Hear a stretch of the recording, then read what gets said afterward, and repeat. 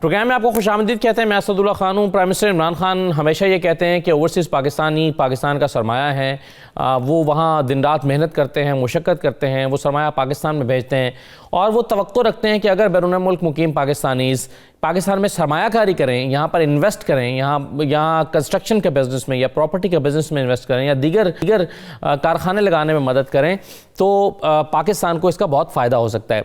लेकिन जब ओवरसीज़ पाकिस्तानी से हमारी बात होती है तो वो 3-4 तरह की शिकवे करते हैं या रिलक्टेंस की वजूहात बयान करते नज़र आते हैं। उन्हें मिसाल के तौर पर रिलक्टेंस की वजूहात में से एक, उन्हें लगता है कि जो हुकूमत की पॉलिसीज़ हैं वो शायद कुछ जगहों पर साजगार नहीं है।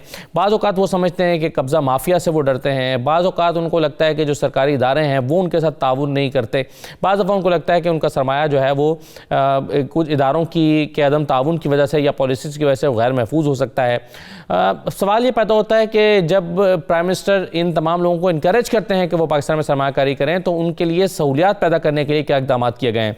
अगर हम बात करते हैं ओवरसीज़ कमीशन पाकिस्तान से तो हमेशा उनकी जानिब से बताने के लिए बहुत से आदाद शुमार होते हैं कि उन्होंने क्या किया है, क्या पॉलिसीज़ बनाई हैं, क्या इक़दाम किए हैं।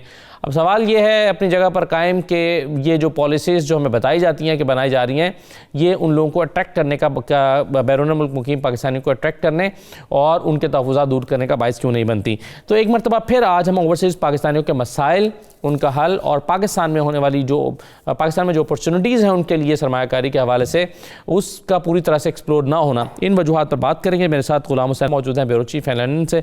बहुत शुक्रिया ग़ुलाम हुसैन अमान साहब। चौधरी वसीम अख्तर साहब हमारे साथ मौजूद हैं, वाइस चेयरमैन OPC।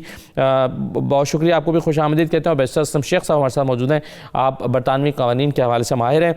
मैं तमाम मेहमानों को खुशामदीद कहता हूँ। ग़ुलाम हुसैन अमान साहब, सबसे पहले तो ये बताइए, बारहा हम इस मौजूद पर प्रोग्राम कर चुके हैं और करते रहेंगे क्योंकि चीज़ें जो हैं वो जब तक मुकम्मल तौर पर हल नहीं होती या नहीं हो जाती या लोगों को की तसल्ली नहीं होती, हमारे प्रोग्राम का मकसद ये है कि जो आउटस्टैंडिंग इश्यूज़ हैं उस पर बात करते रहें। तो बताइएगा ज़रा, क्या चीज़ें अभी भी हैं जो रुकावट पेश आ रही है बैरून मुल्क मुकीम पाकिस्तानी को मसाइल हल करने में? बहुत शुक्रिया असद। और सबसे पहले तो मैं आपको फिर एक दफ़ा ये मुबारकबाद ही पेश करूँगा कि आप फिर ओवरसीज़ पाकिस्तानियों के जो बुनियादी मसाइल हैं उनके ऊपर फिर एक मरतबा फिर प्रोग्राम कर रहे हैं। पहले हमने पिछले प्रोग्राम्स कोरोना के हवाले से और ब्रेक्जिट के हवाले से किए थे, उसको भी लोगों ने बहुत ज़्यादा सराहा था। लेकिन बेसिकली ये जो फंडामेंटल प्रॉब्लम है यहाँ पर, जो हमारे पाकिस्तानी हैं यूरोप में और बरतानिया और दूसरे कंट्रीज़ के अंदर, ये बहुत बेसिक उनका ये प्रॉब्लम चल रहा है कि उनके जो ये मसाइल हैं ये हल नहीं हो रहे। और पिछले दिनों एक बड़ी अच्छी खबर हमें सुनने को मिली, और जब पिछले दिनों मैं पाकिस्तान भी आया था तो वसीम अख्तर रामी साहब ने एक प्रेजेंटेशन भी दी। उन्होंने वहाँ पे सारी ऑफिसर्स को बुलाया हुआ था, काफ़ी सारी इन्होंने दिखाई कि किस तरह ये लोगों के मसाइल हल कर रहे हैं। लेकिन ये जो पिछले दिनों CCPO लाहौर थे, जो कि अब चेंज हो चुके हैं, इन्होंने एक टीवी इंटरव्यू में बड़ी हौसला अफजा बात बताई। इन्होंने कहा जी कि वज़ीर-ए-आज़म इमरान खान ने मुझे स्पेशल टास्क दिया है कि जो ओवरसीज़ पाकिस्तानियों की जिनकी जायदादों पर कब्जे हुए हैं, आप फौरी तौर पर जो है वो उनको हल करने की कोशिश करें। ये बड़ी हौसला अफजा खबर थी और ये जो उनका ये क्लिप था ये बहुत वायरल हो रहा था पूरे बरतानिया में, पूरे यूरोप के अंदर, कि लोगों के अंदर एक ऐसी खुशी थी कि कोई उनके जो मसाइल है उनको सीरियसली जो है वो टेकअप कर रहा है। और उन्होंने ये भी दावा किया कि 15 से 20 के करीब ऐसी जो जायदादें हैं जो जिन पर कब्जा हुआ था उन्होंने वो छड़वाई हैं। तो हम भी बहुत ज़्यादा पुरुम्मीद थे। हमने उनसे 2-3 मरतबा टाइम लेने की कोशिश भी की कि हम भी जो उन्होंने जो है वो ओवरसीज़ पाकिस्तानियों की हेल्प की है, जो उनके कर्जे जो है उनके जो कब्जे वागजा कराए, हम उनसे ज़रा जाने। लेकिन हमारा खैर उनसे टाइम नहीं बन सका, उसके बाद वो चेंज हो गए। और लेकिन IG पंजाब ने भी जो है वो अपनी प्रेस ब्रीफिंग के अंदर बताया कि उन्हें भी वज़ीर-ए-आज़म इमरान खान ने स्पेशल टास्क दिया हुआ है कि जिन भी ओवरसीज़ पाकिस्तानियों के और जायदादों पर कब्जे हुए हैं उन्हें फौरी और तरजीही बुनियादों पर जो है वो उनको हल किया जाएगा। ये एक बहुत अच्छी खबर थी और हम भी बहुत ज़्यादा इसको सराह रहे थे, क्योंकि आमतौर पर हो ये रहा है कि मसाइल तो वहाँ पर हैं और वसीम अख्तर साहब अगर कोशिश भी करते हैं तो बहुत सारे मामलात के अंदर इनके भी हाथ बंधे होते हैं कि मामलात कोर्ट के अंदर हैं और ये भी एक जगह पर आकर रुक जाते हैं। लेकिन मेरा ख्याल है कि जो मीडिएशन का है ना इसके अंदर, इसको अगर हम बेहतर तरीके से हल कर सकें कि मीडिएशन प्रोसेस तेज़ करें और जिनकी जायदादों पर कब्जा है दोनों फ्रीकैन को बिठाएं, उनके मामला हल करें, तो मेरा ख्याल है कि हम ये जल्दी जो है वो वज़ीर आज़म इमरान खान का जो मिशन है उसको भी जल्दी पूरा कर सकते हैं। इसके अलावा जो लोग हैं जो कि बहुत ज़्यादा, मैं कहता हूँ हार्ट अटैक से लोग मर रहे हैं इन्हीं टेंशनों की वजह से कि जो उनकी ज़िंदगी भर की जमा पूंजी है उनके ऊपर जो है वो कब्जा कर लिया जाता है। उसके बाद उन्हें मुख्तलिफ किस्म की लिटिगेशन के अंदर फंसा दिया जाता है। अदारे हेल्प करना भी चाहें तो अदारे उनकी हेल्प नहीं कर पाते बहुत सारे मामलात के अंदर। तो अगर हम मीडिएशन का ऐसा कोई डिपार्टमेंट कायम कर दें प्रॉपरली, जिसके पास इख्तियारात भी हों कि अगर उनकी जो तजावीज़ है उनको ना माना जाए तो प्रॉपर्टी सीज कर दें, या उसके अलावा दोनों फ्रीकैन को जुर्माने करने तक के इख्तियारात हों, तो मेरा ख्याल है कि ये जो मसाइल हैं वो हल की तरफ जो है वो जल्दी जाएंगे। तो मेरा तो ये ख्याल है कि वसीम अख्तर साहब ज़ाहिर है अगर मेरी बात सुन रहे हैं तो उनको ये चाहिए कि इस तरह के इख्तियारात लें ताकि हम ये जो जिस तरह उन्होंने उमर जो शेख साहब थे जो उन्होंने प्रोसेस शुरू किया था बकौल उनके, उसी को हम आगे लेके बढ़ें और पुलिस के थ्रू या फोर्सेस के थ्रू इसको जो है वो अमल दरामद कराएं, तो ये ओवरसीज पाकिस्तानियों के मसाइल हल की तरफ बढ़ सकते हैं। जी वसीम अख्तर साहब, एक तो उन्होंने कहा कि मुसालहत का किरदार अगर आप अदा करें, मीडिएशन की तरफ जाएं और इस तरह के इख्तियारात आपके पास हों तो आप ज़्यादा बेहतर किरदार अदा कर सकते हैं। क्या ये आपकी तरजीह है? क्या आप समझते हैं कि ऐसा होने से आप एग्री करते हैं, ऐसा करने से जो है वो आप ज़्यादा बेहतर रिजल्ट प्रोड्यूस कर सकते हैं? दूसरा उन्होंने बात की गुलाम हुसैन साहब ने कि कई जगहों पर आपके हाथ बंधे होते हैं। क्या आप बताएंगे आपके हाथ कहाँ बंधे हैं और कहाँ खुले हैं? बिस्मिल्लाहिर्रहमानिर्रहीम। जी, मैं सबसे पहले शुक्रिया अदा करना चाहूँगा गुलाम हुसैन साहब का। उन्होंने बड़ा ब्रीफ बात की इस सारे मौजू पे, और वो अदारे में भी आए थे, हमने इन्हें प्रेजेंटेशन दी थी। जो हमारा काफ़ी देर से अदारे का एक इशू था कि हमारे पास इख्तियारात बिल्कुल महदूद थे। हमारे पास सिर्फ इतना था कि हम केसेस जो हैं डिपार्टमेंट्स को भेज के उनको चेस करते थे, उनसे हल करवाते थे कि अदारे के पास अपने पास कोई इख्तियार नहीं था ऐसा कि जिससे ये केसेस हल किए जा सकें। इसके बावजूद हमने रिकॉर्ड केसेस हल करवाए हैं जिधर जिधर भी हम भाग सकें। लेकिन जो सबसे खुशाइन बात है कि इसमें कोई शक नहीं है कि वज़ीर-ए-आज़म पाकिस्तान जनाब इमरान खान साहब, उनका भी वो बड़े सीरियस हैं ओवरसीज़ के मसाइल हल के लिए। वज़ीर पंजाब उस्मान बुज़दार भी वो भी बड़े मुखलस हैं इस चीज़ को। इसी वजह से हमारी बारहा मीटिंग्स हुई चीफ सेक्रेटरी के साथ भी, आईजी के साथ भी, कमीशन की एक लाहा अमल तैयार किया गया कि कैसे ये जो प्रॉपर्टीज़ हैं वो सारी रिकवर करवाई जाएँ। एक तो जो मैं गुलाम हुसैन साहब को भी और आपके प्रोग्राम के जितने व्यूअर हैं उनको भी बता दूं कि हम इस चीज़ में कामयाब हो गए हैं कि हमने नया एक्ट जो है उसका ऑर्डिनेंस करवा लिया है। उसमें बहुत सारे इख्तियारात अब अदारे के पास आ गए हैं। तो कि मुझे इस एक्ट को करवाने में 18 माह लगे हैं, लेकिन आपको पता है कि पाकिस्तान की ब्यूरोक्रेसी जो है उसको डील करना कितना मुश्किल है। मैंने वो जंग नहीं छोड़ी। अभी हमारे पास, पहले तो हम किसी को बुला ही नहीं सकते थे कानूनी तौर पे। हम किसी को बुलाते थे तो हमारे खिलाफ वो कोर्ट में चले जाते थे, हमें अदालतें भुगतनी पड़ती थी। तो हमने अब जो नया एक्ट है उसमें इख्तियारात हैं। हम जो हैं जो भी कंप्लेनेंट है उसको और उसके जो जिसके अगेंस्ट कंप्लेन है उसको अदारे में बुला सकते हैं, बल्कि समन कर सकते हैं कि अगर हमारे वो बुलाने पे नहीं आते तो उनको समन कर सकते हैं। हमने समन के इख्तियारात भी हमारे पास आ गए हैं। दूसरा, आर्बिट्रेशन भी हमारे पास आ गई है कि हम दोनों पार्टियों की जो उनसे बातचीत करके उनकी रजामंदी से जो है आर्बिट्रेटर जो है मुकर्रर कर सकेंगे। आर्बिट्रेटर का फैसला भी अदालती फैसला होता है। इस तरह हमने फिर जितने भी एक जो सबसे बड़ी बात है कि हमें रुकावट जो थी, अपने का रुकावट थी, वो रुकावट ये थी कि जिस तरह के केसेस आते हैं जिनमें एफिडेविट्स वगैरह होते हैं, मुश्तरका प्रॉपर्टीज होती हैं, तो वो कोर्ट के बगैर हल नहीं हो सकती थी। और कोर्ट में पहले भी हमने तगोदो की, कोर्ट से नोटिफिकेशन करवाया नॉमिनेटेड कोर्ट्स का कि उसमें फास्ट ट्रैक जो केसेस सुने जा सकें। लेकिन वो जो जजेस जो ओवरसीज के केस सुनते थे उनके पास दूसरे केसेस भी होते थे, इसलिए वो अमल इतना ज्यादा तेज नहीं हो सका। फिर हमने chief justice of high court Lahore जो हैं कासिम खान साहब से मुलाकात की। उनकी एडवाइस से हमने नए एक्ट में जो सेपरेट ओवरसीज कोर्ट्स हैं वो अप्रूव करवा ली हैं। इंशाल्लाह बहुत जल्द हम जो हैं वो चीफ जस्टिस साहब के साथ मीटिंग करके ये सेपरेट ओवरसीज कोर्ट्स बनवाने लगे हैं जहां सिर्फ और सिर्फ ओवरसीज के केसेस सुने जाएंगे, और वो फास्ट ट्रैक ई कोर्ट्स होंगी कि उसमें बयानात भी आप जो है वीडियो लिंक के थ्रू दे देंगे। जितने भी हमने वो एक प्रोग्राम शुरू से एक बना के चले के थे कि हमें ये काम करने हैं, तो इससे जो ओवरसीज के मसाइल साथ साथ हम जो हो सकता था वो भी कर रहे थे, साथ जो कानूनी पेचीदगियां हैं उनको भी डील कर रहे थे, तो वो हम डील करने में काफ़ी हद तक कामयाब हो गए हैं। और इंशाल्लाह उसके बाद ही फिर मैंने ऑब्वियसली फिर चीफ सेक्रेटरी साहब को और आईजी साहब को भी ब्रीफिंग दी कि जो आपके ऑफिसर्स का हमेशा कंप्लेन होती थी कि ओवरसीज एक्ट में कोई ऐसी मतलब के पावर नहीं है जिसके तहत हम लोगों को बुला सकें, उनको सुन सकें, उनके मसले हल करवा सकें। तो वो हमने जो सारी चीजें दे दी हैं अभी कानून में आ गई हैं, अब अपने ऑफिसर्स को पाबंद करेंगे ये ओवरसीज के मसाइल हल करें। इसके अलावा हमारे पास पहले किसी भी कोई इम्प्लीमेंटेशन का तरीकाकार नहीं था कि अगर कमेटी में किसी को बुला के कोई फैसला हो जाता है तो उसको इम्प्लीमेंट कैसे करना है। तो उसकी इम्प्लीमेंटेशन भी जो है हमने पहले उसको लीगल फ्रेम दिया कि 4 लोगों का कमेटी का कोरम होगा, जिसमें चेयरमैन जो हम लगाते हैं, 7 डिप्टी चेयरमैन, डीसीओ साहब, डीपीओ साहब मेंबर हैं, एडीसीआर हैं, 2 पॉलिटिकल हैं। 4 लोगों में चेयरमैन और वाइस चेयरमैन का उस फैसले में होना जरूरी है ताकि डीसीओ साहब बैठे होंगे तो उसके कानूनी तकाजे जो है उनको अच्छी तरह से देखा जा सकेगा। तो फिर उसके बाद जो भी कमेटी फैसला करती है उसको डीसीओ साहब 1 माह के अंदर इम्प्लीमेंट करने के पाबंद हैं।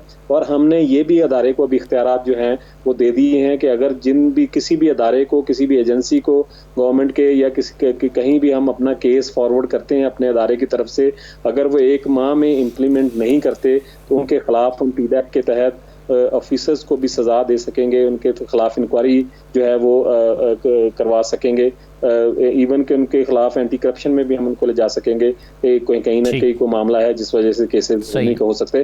तो ये जितने भी जो मराहल थे उनको हम तय करते करते यहाँ तक पहुंचे। उसके बाद हमने जो नया स्टेप किया है कि जो लाहौर में सबसे ज्यादा इशू था, लाहौर की हमने मीटिंग कंडक्ट कराई, उसमें एडिशनल चीफ सेक्रेटरी साहबा, commissioner Lahore, DC Lahore, DG anti corruption, DG LDA, administrator, DG secretary cooperative, जितने भी अदारों के मुतलका ऑफिसर्स थे उनको हमने बुलाया और हमने स्क्रूटनी करके हर अदारे के लाहौर के केसेस अलग-अलग करके फाइलें बना के उनके सपुर्द की हैं लास्ट वीक कि ये आपके अदारों के मुतलका केसेस हैं, ये सारे जो हैं रिजॉल्व करना आपकी जिम्मेदारी है। तो इंशाल्लाह अदारे का काम पहले से जो है वो काफी तेज हो जाएगा। सही है, चले मैं इस पर बिल्कुल आपने बहुत तफसील से वसीम साहब बताया, इस पर मजीद बात भी करते हैं, लेकिन मैं चाहूँगा कि जो आपने नए एक्ट का जिक्र किया, जो आपको हासिल होने वाले नए इख्तियारात हैं, उसके बाद कितनी सूरत हाल बेहतर होगी, इस पर बैरिस्टर असलम शेख साहब का तबसरा क्या है और ये कि इसमें मजीद गुंजाइश को क्या देखते हैं, इस पर हम बात करते हैं। एक छोटा सा ब्रेक ले लेते हैं, ब्रेक के बाद वापस आते हैं।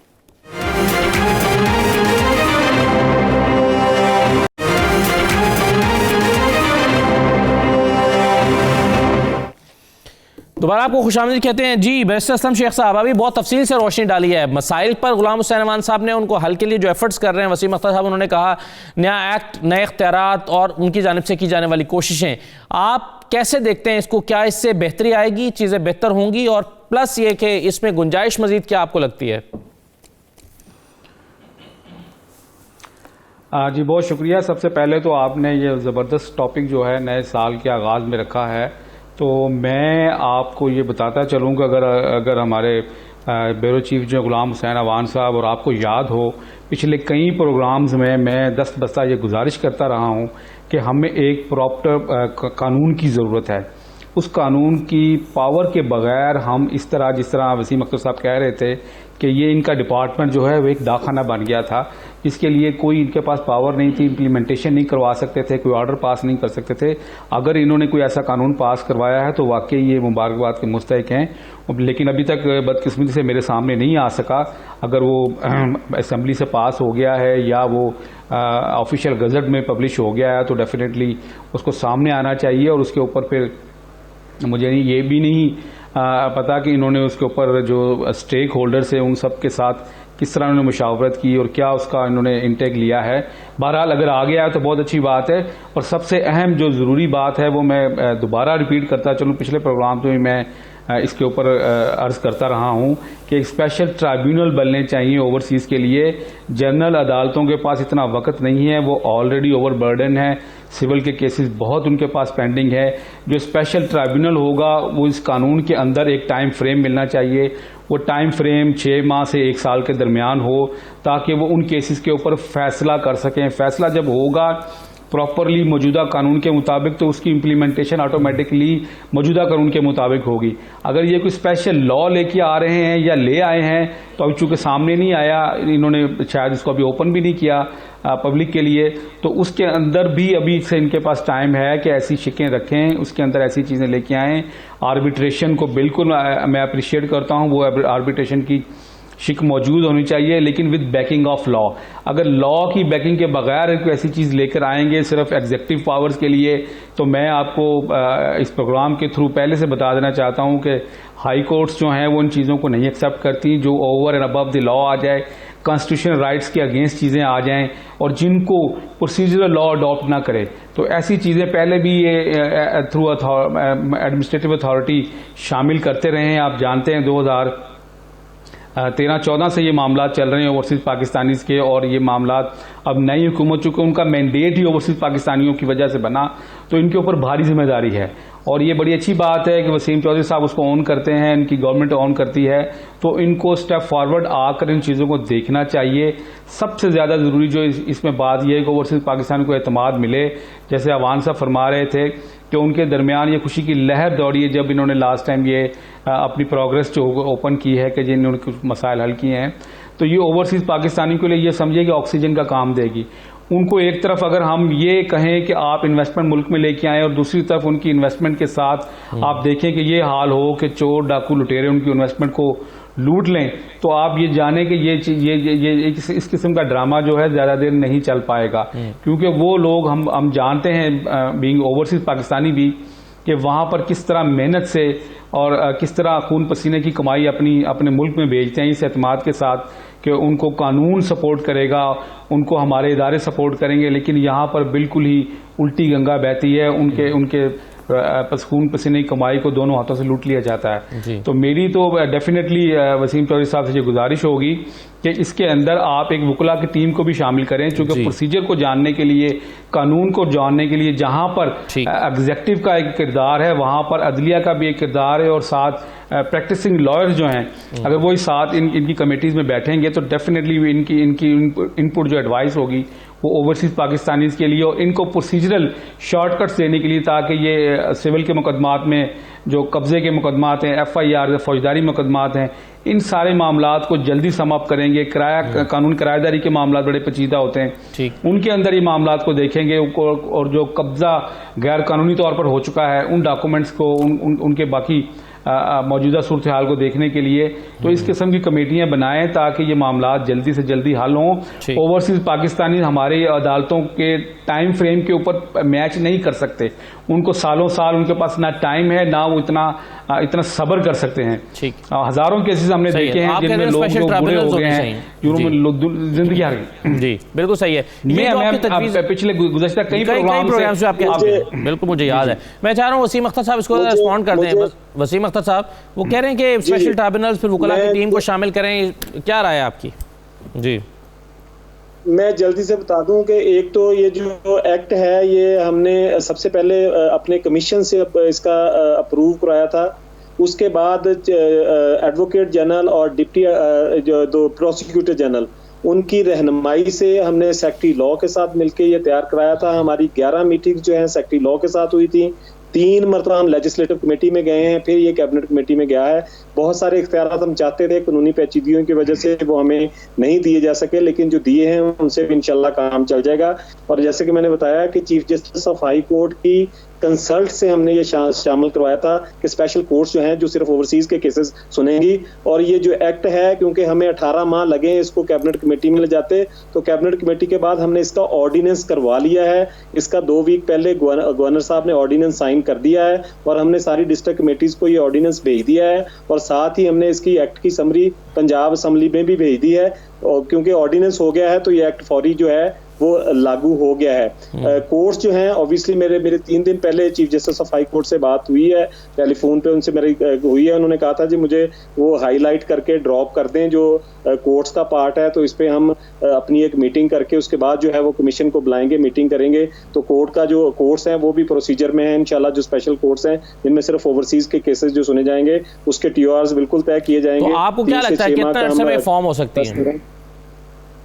देखें जी, असल तो जो बाई एक्ट है वो ओवरसीज पाकिस्तानी कमीशन जो है वो उसमें chief justice of high court की कंसल्ट से ओवरसीज कोर्ट जो है वो बना सकते हैं।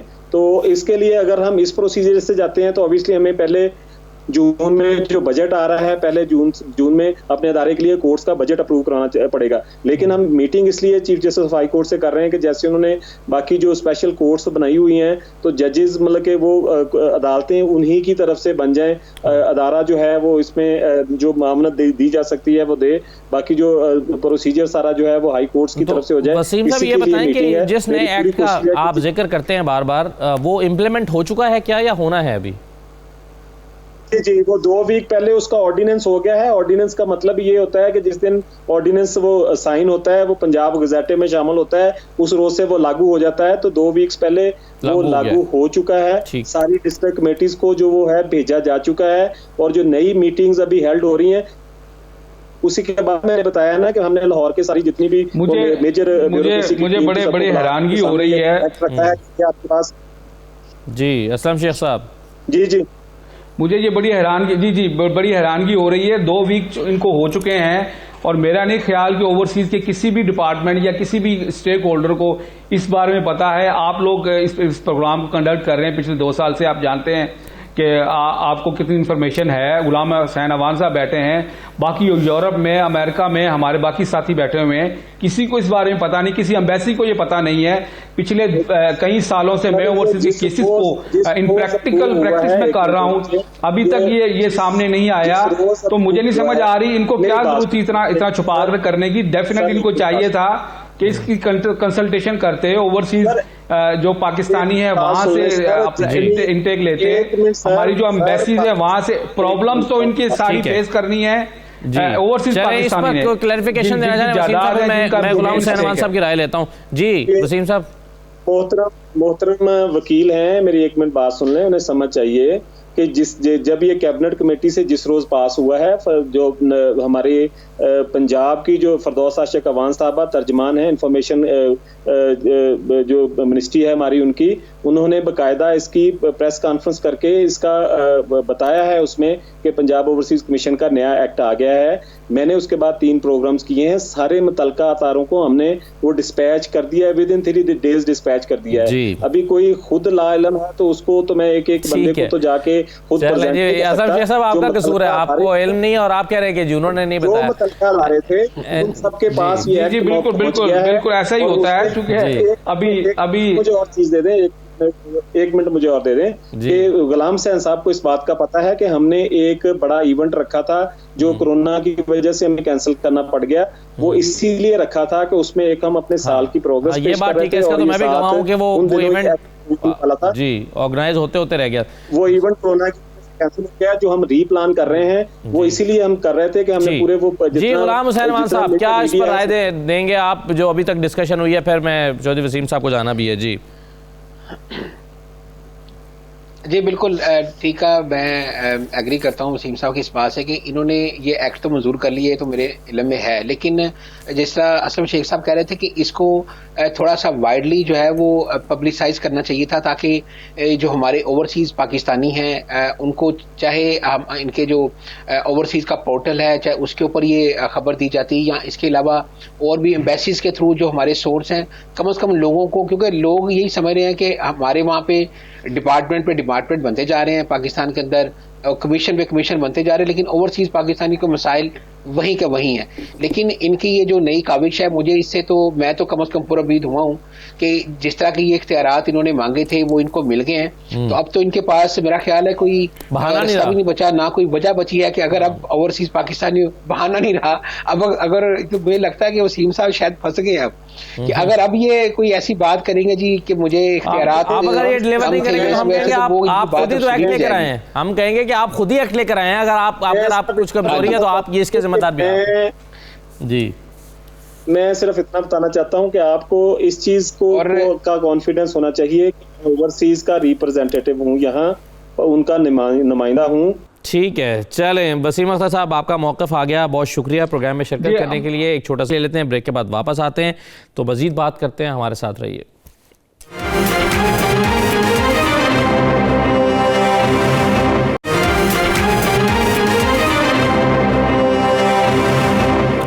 दोबारा आपको खुशामदीद कहते हैं। अच्छा गुलाम हुसैन रहमान साहब, हम देखते हैं पाकिस्तानियों के बहुत सारे मसाइल हैं, जैसे पाकिस्तान में जिन लोगों ने प्रॉपर्टीज़ ली उन पर कब्जा हो जाता है, इस पर हम बहुत बात करते हैं और अभी भी कह रहे थे। लेकिन एक और चीज़ है जिस पर मैं बात करना चाहता हूँ, वो ये कि कई ममालिक में पाकिस्तानी जो गैर कानूनी तौर पर रह रहे हैं, उनके वीज़े की मुद्दत ख़त्म हो गई, मयाद ख़त्म हो गई, या किसी और वजह से वो गैर कानूनी तौर पर मुकीम है। अब कई लोग तो जुर्माने अदा करके रह लेते हैं, कई लोग छुप छुपा के रह लेते हैं, फिर कोई जुर्माने अदा नहीं कर पाते, पकड़े जाते हैं और जेल में जाना पड़ता है।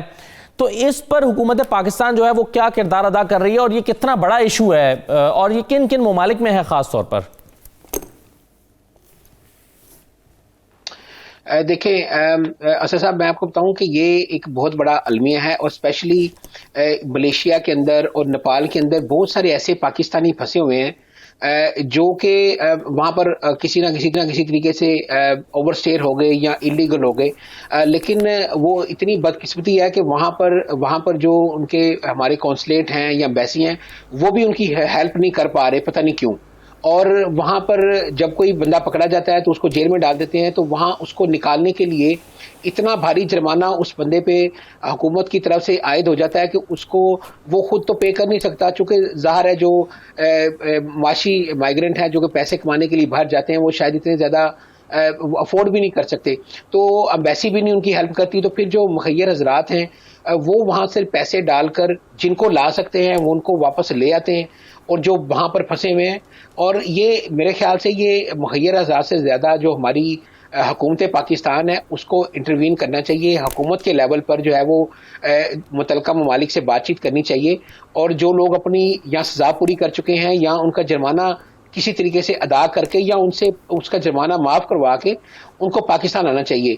ओवरसीज जो मिनिस्ट्री है, जो जुल्फी बुखारी साहब जिसके वज़ीर-ए-आज़म के जो मामले खसूसी हैं, उनके फोकल पर्सन है यहाँ पर रूमी मलिक साहब, वो भी अपने तय कोशिश करते हैं, वो भी कई बंदों को वहाँ से अपनी जेब से, मेरा ख्याल है वो आपको बेहतर बता सकते हैं, पैसे जमा करके उनको वापस हमारे आते हैं, साथ लेकिन अभी भी जी मौजूद हैं। मैं उन्हीं से ज़रा बात कर लेते हैं इस पर, फिर आपसे मज़ीद बात करते हैं। ज़फ़र इकबाल रूमी साहब हमारे साथ मौजूद हैं, फोकल पर्सन बरतानिया मुशीर वज़ीर-ए-आज़म जुल्फ़ी बुखारी साहब, बहुत शुक्रिया। ज़फ़र इकबाल रूमी साहब, सबसे पहले तो ये बताइए सर कि क्या एफ़र्ट्स आप करते हैं अपने लेवल पर, और फिर गवर्नमेंट के लेवल पर क्या चीज़ें होती हैं?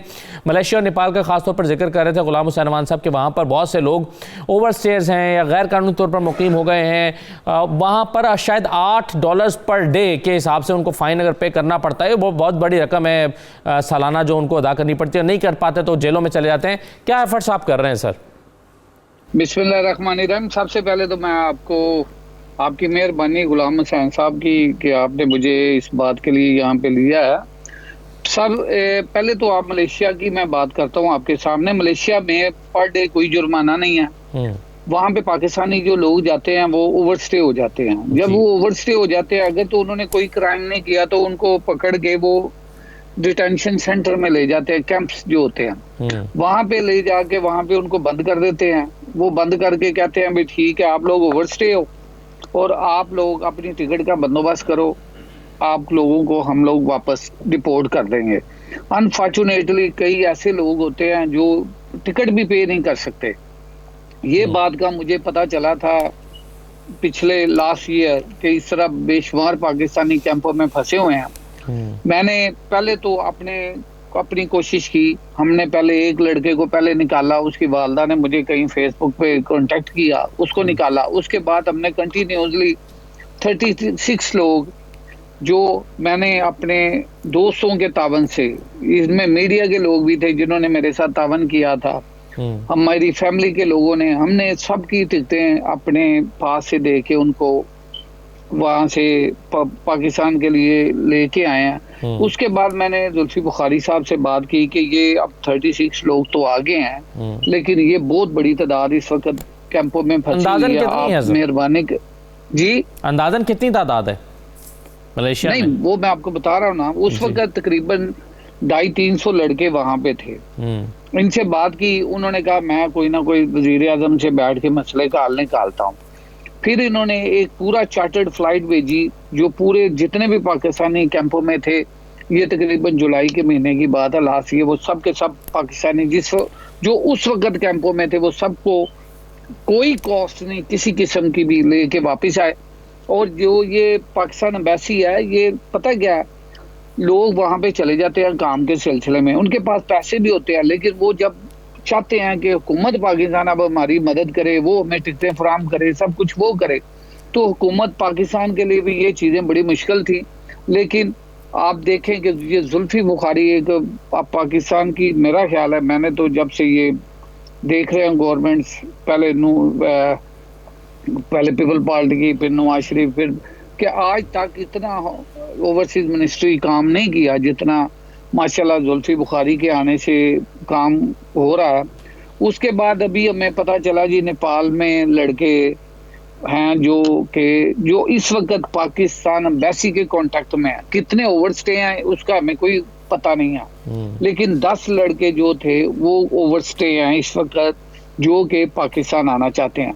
और नेपाल की सिचुएशन ये है कि वहां पे जो आदमी ओवरस्टे हो जाता है उसको $8, पहले $5 था, अब उन्होंने $8 कर दिया हुआ, $8 पर डे जुर्माना और प्लस 500 यूएसए फीस एक्स्ट्रा देनी पड़ती है, और टिकट का बंदोबस्त, ये सारा कुछ करके फिर लोग वापस आ सकते हैं। रिसेंटली यही हुआ है, फिर मेरे से किसी ने रब्ता किया है, 2 लड़के हैं, अब मैं उनका नाम नहीं बताना चाहता यहाँ पे, कि वो दोनों 2 भाई थे पाकिस्तान के, गुजरांवाले के, वो वहां पे फंसे हुए थे। वहां से उन्होंने मुझसे रब्ता किया, मैंने उनके लिए पहले तो हुकूमत पाकिस्तान से कहा, उन्होंने कहा जी इस तरह का आज तक कोई हमारे पास फंड नहीं है कि किसी का फाइन पे किया जाए, ये इम्पॉसिबल है। बहरहाल उनकी फाइलें गई हुई थी पाकिस्तान फॉरेन मिनिस्टर के पास, फॉरेन ऑफिस में, तो कोई इतना ज्यादा इस पे काम नहीं हो रहा था। लेकिन जिस दिन मुझे पता चला उसके बाद मैंने वो 2 भाइयों में से एक को बात की, मैंने कभी आप दोनों में से बताएं कौन बाहर आना चाहता है।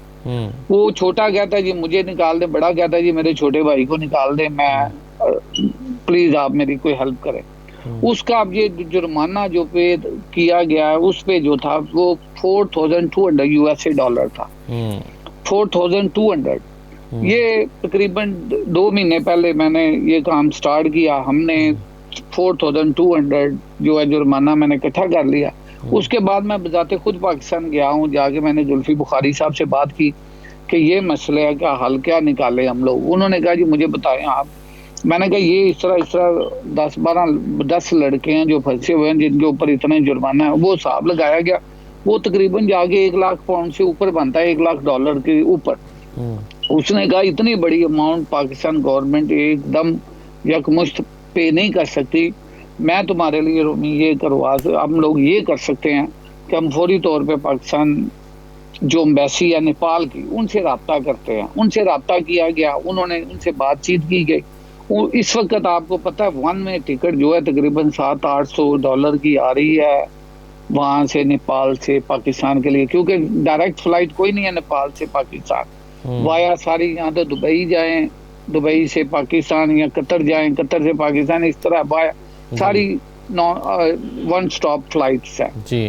तो उन्होंने फिर मेहरबानी किया। अभी आप कह रहे हैं कि पाकिस्तान एम्बेसी तावन कर रही है, लेकिन मसला पता है क्या, लोगों के जुर्माने इतने बढ़ गए हुए हैं कि ये पाकिस्तान एम्बेसी के बस का काम नहीं है। और इसमें ये सबसे बड़ा ये है कि एकदम कोई आदमी, हालांकि फॉरेन मिनिस्टर भी एलोकेट फंड नहीं कर सकता कि लो जी 1 लाख पाउंड मैं दे रहा हूँ या डॉलर दे रहा हूँ, आप लोगों को रिलीज करवा लें, उसके बाद 10 निकालेंगे, पीछे से 25 और आ जाएंगे। इस मसले का कोई ना कोई हल हुकूमत पाकिस्तान निकाल रही है।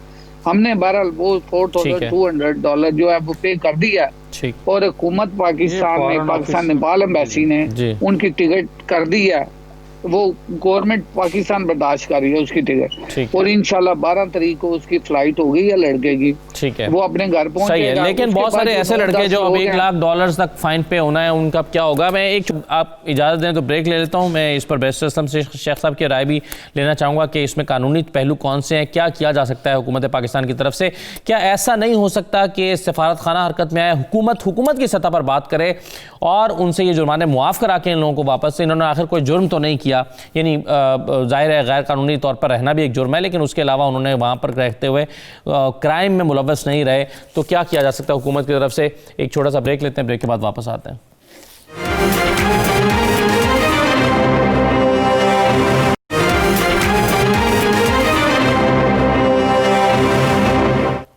दोबारा खुश आमदीद। बैरिस्टर असलम शेख साहब, जो अब बहुत तफसील से बात की अभी ज़फ़र इकबाल रूमी साहब ने, उन्होंने बताया कि किस तरह से वो अपने तौर पे एफर्ट कर रहे हैं, लेकिन आपके ख्याल में क्या कानूनी पहलू इसमें कौन से हैं? कैसे ये मुकदमा लड़ा जा सकता है हुकूमत की सतह पर कि इन लोगों को वापस पाकिस्तान ले आए और जुर्माना अदा ना करना पड़े? क्या रास्ते क्या हैं हमारे पास? जी देखिए, सबसे पहले तो ये सारे इश्यूज जो हैं वो इंटरनेशनल लॉ के अंडर आते हैं कि जब भी किसी भी दो ममालिक के दरमियान कोई ऐसी ट्रीटी साइन करने की ज़रूरत पड़े तो उनको करना चाहिए। गवर्नमेंट ऑफ पाकिस्तान का जो ओवरसीज डिपार्टमेंट है और फॉरेन मिनिस्ट्री है, ये उनको हरकत में आना चाहिए। अगर आपको याद हो, चंद साल पहले इसी तरह आप देखें कि जो अफ्रीकन ममालिक में कुछ पाकिस्तानियों को उन्होंने रैंसम के इवज़ किडनैप किया हुआ था, तो वो इंटरनेशनल लॉ के तहत रैंसम पे करके इनको उनकी जान बचा के वापस लाया गया। पाकिस्तानी जो सेलर से वहां पर इस तरह कैद हो गए थे उनको बुलाया गया। जी जी। तो सोमालिया में सूरत हाल ये थी। अब यहाँ पर सूरत हाल, जी सोमालिया में एग्जैक्टली आपने बिल्कुल सही पॉइंट आउट किया। अब सूरत हाल ये है कि इंटरनेशनल लॉ को अप्लाई करते हुए इन खास तौर पर नेपाल और मलेशिया के साथ इस किस्म की ट्रीटी साइन करें कि अगर वहां से कोई बंदा इलीगल हो जाता है या किसी और मजबूरी की वजह से अपना जो स्टेटस है वो उसका ख़त्म हो जाता है और उसको पकड़ लेते हैं, तो ये जुर्माना आयद करने वाली तो दुनिया किसी जगह मौजूद नहीं है शराइत। अगर नेपाल इस तरह का कर रहा है तो फौरी तौर पर यहाँ पर एक कानून पास करना चाहिए कि अगर कोई नेपाली यहाँ पर पकड़ा गया तो 8 की बजाय $20 यहाँ पर देगा पर डे। तो ये इस तरह के मामला जब आप इंटरनेशनल लेवल पे मैसेज देते हैं तो ये इस किस्म के जो डिस्क्रिमिनेटरी कानून होते हैं वो खुद ब खुद खत्म हो जाते हैं।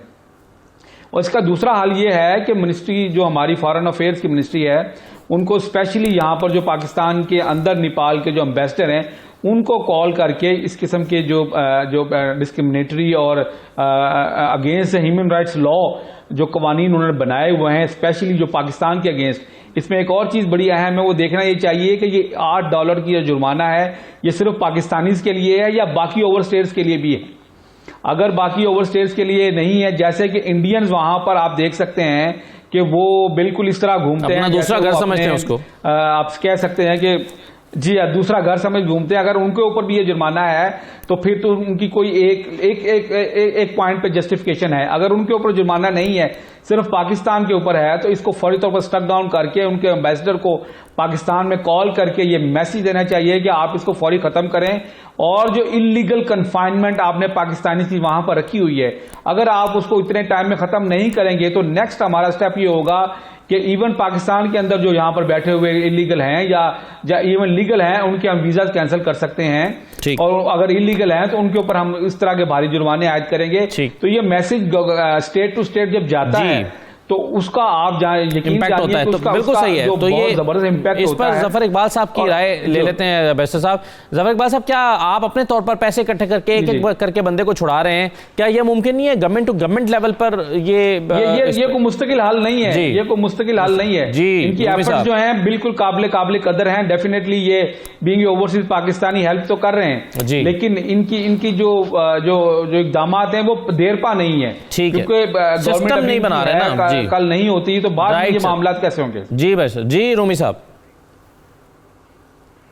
मैंने पहले बात किया है कि मैं अभी पाकिस्तान विजिट पे गया था, मैंने यही बात जो बैरिस्टर साहब कह रहे हैं, यही बात हमने जुल्फी बुखारी साहब के सामने रखी है, यही बात हमने पाकिस्तान का जो वहाँ पे एम्बेसडर साहब हैं उनके सामने रखी है।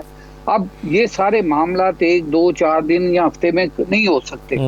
ये काम अब हो रहा है, इस पे प्रोसीजर चल रहा है कि हम लोग किस तरह उनके होम मिनिस्टर से राब्ता कर रहे हैं कि ये चीज जो चीज आपने $8 पाकिस्तान के ऊपर जो लगाया हुआ है ये बिल्कुल अनजस्टिस है, आप इसको खत्म करें। और ये चीजें आप देखें, अब पहले तो कोई बंदा आवाज ही नहीं उठाता था ना इस मामले में, इतने सालों से कभी की आपको पता है, कभी किसी को पता चला है कि इन्होंने इस तरह जुर्माने किए हुए हैं? किसी को पहले पता था मलेशिया के किस तरह कैंपों में लोग रह रहे थे, किस हालत में रह रहे थे? हम लोग ही हैं जो जिन लोगों ने आवाज उठा रहे हैं इस बात पे। अपनी देखे, हम अपनी गवर्नमेंट के लिए नहीं कर रहे, इंसानियत सबसे पहले पाकिस्तान के लोगों के लिए कर रहे हैं कि पाकिस्तानियों को किसी ना किसी तरीके से बाहर से जो इस तरह मुसीबत में फंसे हों लेके आए। ये बात जुल्फी बुखारी के नोटिस में आ गई है ठीक है कि हुकूमत ने यही कहा है कि हम इस तरह 1-1 लाख पाउंड या 2-2 लाख पाउंड नहीं पे कर सकते डॉलर। तो हम इसको उनके हाई लेवल पे ये मसले को उजागर करता हूँ मैं, और जितने भी लोग हैं उनकी फाइलें सारी बनवा के मैं फॉरेन ऑफिस छोड़ के आया हूँ। जी जी जी 10-12 लोगों की 1 by 1। मतलब ये आपके पेश नजर ये बात है कि इस पर आप काम करना है, राइट सर? मैं गुलाम हुसैन साहब कंक्लूड करते हैं सर। इस पे काम हो रहा है जी, जी इंशाल्लाह आप देखेंगे। ठीक है, लेकिन इसमें एक कंसर्न ये मेरा कि आप देखें ना, आप रूमी साहब आप इंडिविजुअली अपने तौर पर आपने एफर्ट किया, अगर आप फोकल पर्सन नहीं होते या आपका कोई कांटेक्ट ना होता जुल्फी बुखारी साहब के साथ या हुकूमत के साथ, तो शायद आप ये इनिशिएटिव ना ले पा रहे होते। मतलब ये कि हुकूमत ने अपने तौर पर पॉलिसी नहीं बनाई या हुकूमत की सतह पर पॉलिसी नहीं बनी जो कि बननी चाहिए थी। जी गुलाम हुसैन साहब। लेकिन मैं आप चले गुलाम साहब के बाद मुझे बता दें जी, वक्त कम है। जी गुलाम हुसैन साहब। जी जी नहीं, ये बिल्कुल ठीक है जी, बिल्कुल ठीक है। मैं वैसे बताऊं आपको कि ये बिल्कुल बैरिस्टर साहब ने भी सही कहा है कि ये इस तरह इंडिविजुअल सतह का ये मामला नहीं है। जब तक इसको गवर्नमेंट लेवल के ऊपर